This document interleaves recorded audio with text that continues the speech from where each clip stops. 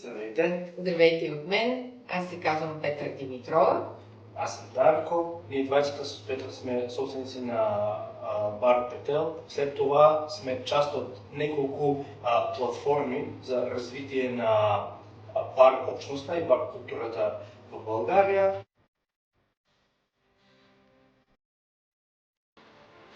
Когато се записахме в Академията за автентично лидерство на Милена Хаджи Иванова, ние бяхме в началото, поне аз лично, бях в началото на пътя си като предприемач.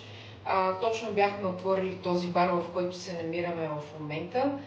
И попадайки на нейния анонс за това, че това е един тридневен обучителен семинар, между семинар, курс, академия, сметнахме, че наистина това, което се предлага, да намериш себе си като лидер на една даже малка общност, какъвто е нашия екип, си има своите предизвикателства, да го правиш по начин, по който е автентичен, да идва отвътре, от теб, на базата на натрупания опит, беше едно от нещата, които лично мен ме провокират да се запиша. Аз все пак съм от Скопие, се нуждая в една по-различна среда и се нуждая в малко по-високо ниво.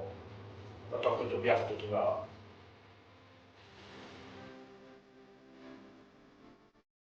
От една компания направихме 3.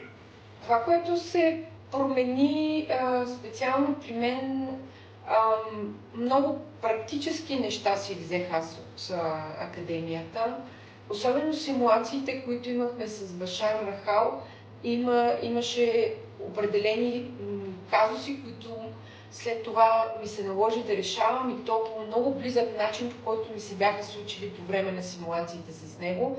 И преминавайки през тези, колебания, които може би съм имала в момента на тази симулация, в последствие с обратната връзка, която получихме от тях, от Милена и от Башар, много по-лесно реших последващи казуси, които така работният процес ни постави в тях.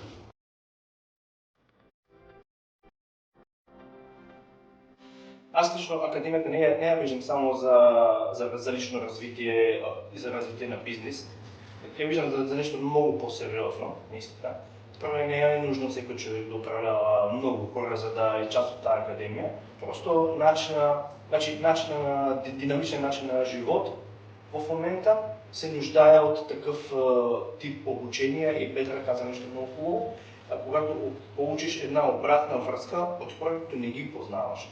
И те виждат там, се обучавате всичките заедно и накрая получаваш една хубава обратна връзка и наистина дава една хубава посока къде да тръгнеш, да се доразвиеш след това. За мен това беше много важно. За мен съвременните лидери, които наистина ръководят, аз казвам лидери, не казвам менеджери, защото наистина има разлика между менеджер, лидер, ментор. Едно беше нещо, което така ми остана изключително запечатало се в съзнанието, че в един определен момент изкристализира една фраза, че всъщност лидерството е като родителство.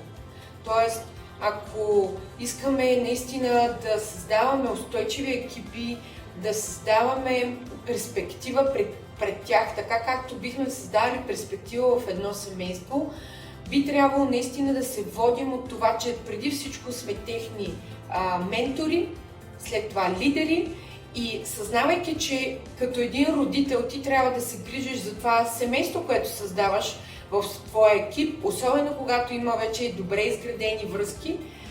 За мен това е най-важното, което би дал на бъдещите такива участници в академията, да намерят този подход, защото при нас, в нашия бар конкретно, той работи много добре. Има много хора, които се оплакват, че нямат персонал в нашата индустрия. Ние не страдаме от такъв тип проблеми, просто защото подходът ни е точно между ментор, родител и лидер. Това нещо специално при мен се отключи след като участвахме в Академията за автентично лидерство.